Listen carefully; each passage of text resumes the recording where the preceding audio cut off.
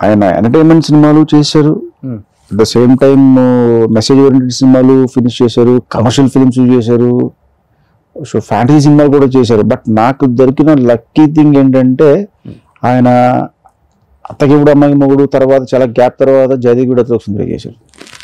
దాని తర్వాత బాగా గ్యాప్ తీసుకుని అంజీ వచ్చింది, దాని తర్వాత మళ్ళీ గ్యాప్ వచ్చింది. సో ఈ గ్యాప్ ఫిల్లింగ్ ఛాన్స్ నాకు ఇక్కడ దొరికింది మాట మళ్ళీ. ఓకే. సో ఫ్యాంటసీ చేద్దామని చెప్పి అప్పుడు నేను అంటే నాకు ఈజీ అయింది ఆయన దాంట్లోకి తేవడం. అండ్ ఫ్యాంటసీ సినిమా అనేసరికి ఏంటంటే జయదేవిడ సుందరి అనే సినిమాని మనందరూ చూసి ఎక్కువ ఎంజాయ్ చేసాం, బాగా కనెక్ట్ అయిపోయిన సినిమా.